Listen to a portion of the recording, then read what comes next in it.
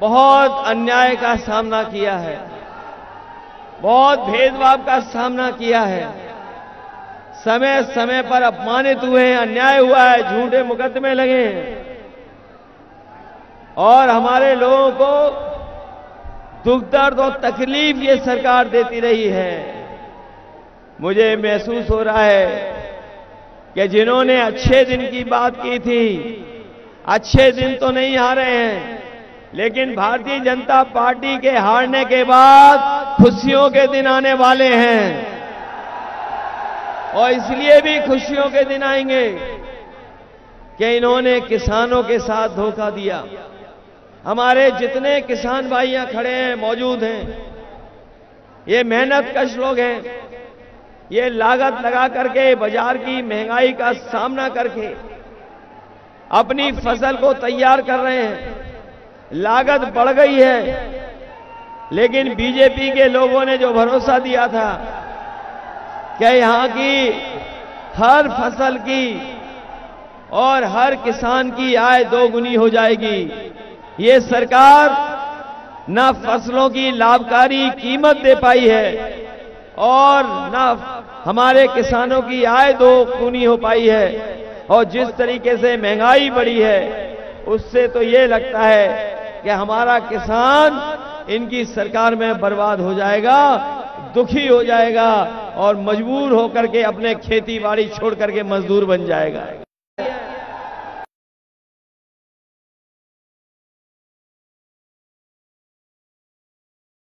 कानून जो बनाए थे, उन काले कानून के खिलाफ हमारे किसान खड़े हो गए, संघर्ष किया, 1000 किसान शहीद हो गया। तमाम पुलिस से, प्रशासन से इन्होंने आंदोलन को रोकने का काम किया, लेकिन मैं बधाई देता हूं हमारे किसानों की हिम्मत को, उनकी बहादुरी को कि वो किसी के डर से नहीं डरे और तब तक वहां पर बैठे रहे जब तक सरकार ने तीनों काले कानून वापस नहीं ले लिए। तीनों काले कानून वापस हो गए, लेकिन किसानों की जो मदद होनी थी वो नहीं हुई। ये लोग बीजेपी की सरकार में गांव-गांव विकसित भारत यात्रा निकाली गई। हमारे प्रधान मौजूद होंगे, वो जानते होंगे कि ये जो भारतीय जनता पार्टी ने गांव-गांव में विकसित भारत यात्रा की थी, तभी विकसित भारत यात्रा संभव हुई है जब हमारे किसानों से और प्रधानों से इन्होंने पैसा वसूल लिया था। पैसा वसूल करके विकसित यात्रा की। हमारा किसान कर्ज में डूबता जा रहा है, कर्ज बढ़ता चला जा रहा है। ये हमारे किसानों का कर्ज माफ नहीं कर रहे हैं। इन्होंने अभी जो फैसले लिए थे कुछ दिन पहले, बड़े बड़े देश के उद्योगपति जिन पे बड़ा कर्ज था, उन सभी उद्योगपतियों के 16 लाख करोड़ कर्ज माफ कर दिया। और जब इन्होंने नियम बनाया था, तो नियम ये बनाया कि जिन लोगों का 5 करोड़ से ज्यादा बैंकों का कर्ज है, उनका कर्ज माफ होगा। ये बीजेपी के लोग जानते थे कि हमारे किसानों का, गांव में रहने वाले लोगों का कर्ज केवल लाखों में है, करोड़ों में नहीं है। इन्होंने जो नियम बनाया कि 5 करोड़ से ऊपर जिनको बैंकों का कर्ज है, उनका कर्ज माफ होगा। बड़े बड़े उद्योगपतियों का तो कर्ज माफ हो गया, बड़े बड़े कारोबारियों का कर्ज माफ हो गया, लेकिन हमारे किसानों का कर्ज माफ नहीं हुआ।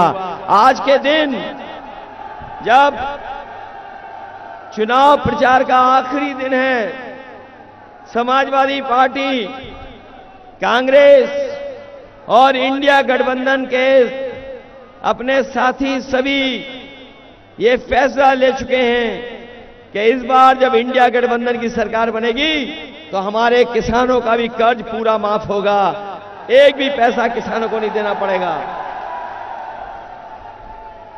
न केवल कर्ज माफ होगा, बल्कि हमारे किसानों का जो अधिकार है एमएसपी का, सरकार बनने पर एमएसपी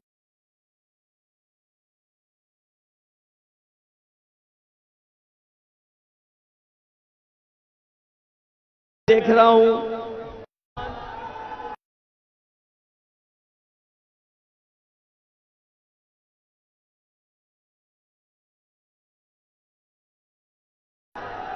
कोचिंग के लिए पैसा खर्च करता है।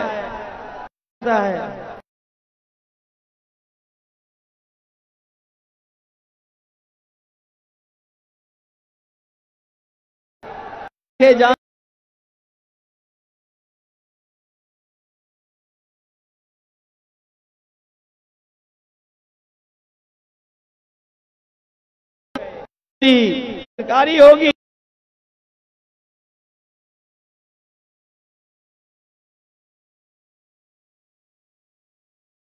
बेरोजगार है, न उसके पास रोजगार है, न नौकरी है उसके पास। ये जो बीजेपी की सरकार है, इसमें पता नहीं कौन सा लीकेज है जो हर पेपर लीक करा देती है। मुझे याद है जब शिक्षा को रद्द किया जाए, मैं अपने नौजवानों से कह रहा हूं, ये पेपर लीक होता नहीं है, ये सरकार पेपर लीक कराती है, जानबूझ करके पेपर लीक कराती है। न केवल पेपर लीक कराती है, बल्कि बताओ अग्निवीर जैसी नौकरी दी है इन्होंने 4 साल वाली। ये फौज की भर्ती पक्की नौकरी होती थी, शहीद का दर्जा मिलता था, सुविधाएं मिलती थी। जब इन्हें पता लग गया बीजेपी के लोगों को कि गांव के परिवारों के बच्चे फौज में जाते हैं और फौज में जब नौकरी करने लगते हैं तो उनके घर परिवार की आर्थिक सामाजिक स्थिति बेहतर हो जाती है, उनका मान सम्मान भी बढ़ जाता है। तो उसके बाद बीजेपी ने सर्वे करवाया, सर्वे में सब गांव के बच्चे निकले। उसी के बाद बीजेपी ने हमारे गांव के बच्चे पर पक्की नौकरी फौज में ना पा पाए, इसलिए अग्निवीर व्यवस्था लेकर के आए हैं। हम अपने नौजवानों को कह के जा रहे हैं, ये इंडिया गठबंधन की सरकार बनेगी, आपकी अग्निवीर व्यवस्था हमेशा के लिए खत्म हो जाएगी।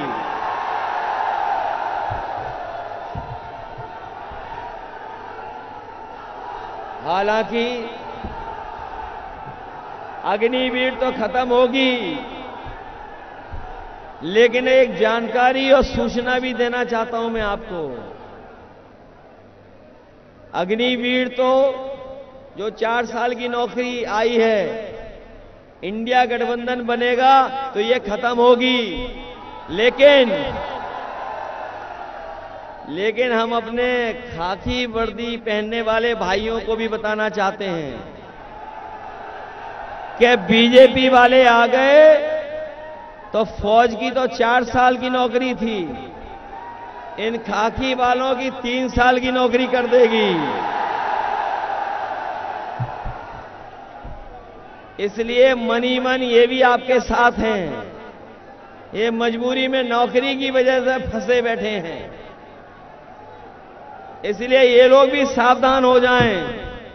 कभी कभी ये सवाल करते हैं कि हमारी कैसे 3 साल की हो जाएगी। हमने उन्हीं लोगों से कहा, पत्रकार साथियों ने जब सवाल मुझसे किया था तो मैंने उनसे पत्रकार साथियों से पूछा कि बताओ, किसी को पता था कि 4 साल की अग्निवीर नौकरी हो जाएगी? किसी को पता था कि हवाई जहाज बिक जाएंगे? किसी को पता था कि हवाई अड्डे बेच देगी सरकार? किसी को पता था कि बंदरगाह बेच देंगे ये लोग? किसी को पता था ये बैंक बेच देंगे? किसी को पता था कि बीमा वाली कंपनी LIC बिक जाएगी? किसी को पता था कि मोबाइल की कंपनी बिक जाएंगी जो अपनी सरकार की हैं? और बताओ, क्या आपको पता था कि कोरोना के टाइम में लॉकडाउन कर देंगे और आपको पैदल पैदल घर जाना पड़ेगा। क्या आपको पता था कि नोटबंदी आधी रात हो जाएगी? तो जब आपको ये सब नहीं पता तो इनकी भी 3 साल की नौकरी हो जाएगी। देख लेना, ये बीजेपी वालों को जब वोट चाहिए था, बीजेपी वालों को जब वोट चाहिए था तो ये राशन में रिफाइंड तेल दे रहे थे, दाल दे रहे थे, नमक दे रहे थे। और बताओ राशन में अब गरीबों को क्या मिल रहा है? बताओ राशन में क्या मिल रहा है? ये बाजरा लगता है ज्यादा पौष्टिक होता है इसलिए मिल रहा है। हम अपने गरीबों को भरोसा दिला के जा रहे हैं, अगला इंडिया गठबंधन की सरकार बनेगी, राशन तो बढ़ेगा ही बढ़ेगा, लेकिन गुणवत्ता उसकी राशन की अच्छी होगी, राशन अच्छा दिया जाएगा। और जिस तरीके से बाजार में संपन्न लोग, बड़े लोग पैकेट का आटा खा रहे हैं, वो स्वादिष्ट भी है, उसकी गुणवत्ता भी अच्छी है, कई आटे पौष्टिक भी हैं। इसलिए अपने गरीबों को मैं भरोसा दिला के जा रहा हूं, राशन की तो गुणवत्ता ठीक करेंगे ही करेंगे, बढ़ा भी देंगे, लेकिन इसके साथ साथ हम लोग आटा और डाटा भी फ्री देने का काम करेंगे। पौष्टिक आटा और आपको डाटा, क्योंकि अगर डाटा होगा आपके पास तो आप जानकारी हासिल कर लोगे, नौकरी निकलेगी तो ऑनलाइन फॉर्म भर दोगे, ऑनलाइन पढ़ाई कर लोगे, कुछ गाने भी सुन लोगे, मैसेज भी कर लोगे। और आज के समय में जितना खाना और आटा जरूरी है उतना ही डाटा जरूरी है, इसलिए अपने लोग डाटा देने का काम करेंगे। न केवल डाटा बल्कि अपनी माताओं बहनों को, गरीबों को 1 लाख रुपया भी देकर के उन्हें लखपति बनाने का काम होगा। माताओं बहनों को, हमारे नौजवान जानते होंगे समाजवादियों ने इतना बड़ा लैपटॉप दिया था, इतना बड़ा लैपटॉप दिया था, उसकी नकल कर ली बीजेपी वालों ने। हमारा दिया हुआ लैपटॉप जिसके घर परिवार में होगा वो आज भी चलता रहा होगा, और जब उसे ऑन करते होगे फोटो हमारी दिखा रही देती होगी। बीजेपी ने भी नकल किया, इसकी जगह इतना दे दिया और उंगली चलाते रहो, चलेगा ही नहीं। बताओ कहीं चलता है उंगली चलाने से? इसलिए सावधान रहोगे कि नहीं रहोगे? इन्होंने महंगाई बढ़ा दी कि नहीं बढ़ा दी? डीजल, पेट्रोल, खाने का सामान, रिफाइंड तेल, और पिछले 10 साल में नमक की कीमत भी बढ़ा दी। और ये जो महंगाई और मुनाफा का खेल है, ये पार्ले जी बिस्किट पैकेट से सीखे हैं। ये जो महंगाई और मुनाफे का खेल है, ये जो बाजार में पार्ले जी का बिस्किट पैकेट बिकता है उससे सीखे हैं। हमारे बुजुर्ग हैं जो बैठे होंगे, ये जो बुजुर्ग हैं पुराने लोग जानते होंगे, पहले पार्ले जी का बिस्किट पैकेट इतना बड़ा आता था, और अब महंगाई बढ़ के बताओ कितना बड़ा हो गया पैकेट। और बीजेपी की सरकार आ गई तो 1 बिस्किट वाला पैकेट मिलेगा आपको। इन बीजेपी वालों ने पार्ले जी से ही सीखी है आपको खाद की बोरी की चोरी। बताओ पहले कितनी चोरी की इन्होंने, और अब 5 किलो और कम कर दिया। ये आ गए सरकार में तो खाद भी आपको पाउच में देंगे, लो अपने खेत में डालो जाकर। बताओ महंगाई बढ़ गई कि नहीं बढ़ गई? और इनके चंदे की वसूली पता लग गई होगी। इन्होंने जो पैसा वसूला है इलेक्टोरल बॉन्ड के नाम पर, इन्होंने बड़े बड़े उद्योगपतियों से पैसा वसूल लिया और इतना पैसा वसूला है जिसकी वजह से आज हमें और आपको महंगाई का सामना करना पड़ रहा है। ये इलेक्टोरल बॉन्ड की जानकारी जब से जनता में चली गई तब से बीजेपी के लोगों से अगर इलेक्टोरल बॉन्ड के बारे में पूछो तो उनका बैंड बज जाता है, सच्चाई नहीं बता पाते हैं। इन्हीं इलेक्टोरल बॉन्ड की वजह से महंगाई है। आपकी हर दवाई महंगी हो गई, हर चीज महंगी कर दी। बताओ महंगा हो गया सब कुछ क्या नहीं हो गया? और इन्होंने 10 साल में दिल्ली के और 7 साल उत्तर प्रदेश में रह करके सब स्वास्थ्य विभाग की सब योजनाओं को चौपट कर दिया। जो एम्बुलेंस चलाई थी गरीब की मदद के लिए, गांव में पहुंचती थी, गरीब को अस्पताल तक ले जाती थी, न अब एम्बुलेंस समय पे आ रही है और आ भी रही है तो अब खटारा बना दी एम्बुलेंस भी खराब कर दी। पुलिस को 100 नंबर दी थी गाड़ी, उसका 112 नंबर कर दिया सरकार ने। जब से सरकार ने उसका नंबर 112 किया 100 से, हमारे पुलिस के भाइयों को भी लगा कि उन्हें भी रेट बढ़ा देना चाहिए। बताओ रेट बढ़ा दिया कि नहीं बढ़ा दिया? इसलिए इस चुनाव में आप लोगों से मैं निवेदन अपील करने आया हूं। बीजेपी के लोग संविधान के पीछे तो पड़े ही हैं, हमारी आपकी जान के पीछे भी पड़ गए थे। ये जो वैक्सीन वाला खेल है वो खुल गया कि नहीं खुल गया बताओ? और जब सर्टिफिकेट देखते होगे वैक्सीन का तो बताओ घबराहट होती है कि नहीं होती है? वैसे हमने तो नहीं लगवाई वैक्सीन, हम तो बच गए, लेकिन कुछ लोगों को जबरदस्ती लगवा दी गई। और ये हमारे पुलिस के और अधिकारी कर्मचारी हैं, इनके तो जबरदस्ती लगवा दी। और अब तो वो रिपोर्ट आ गई है कि हार्ट से संबंधित बीमारियां हो सकती हैं। तो बताओ जान को खतरा पैदा किया कि नहीं किया इन्होंने?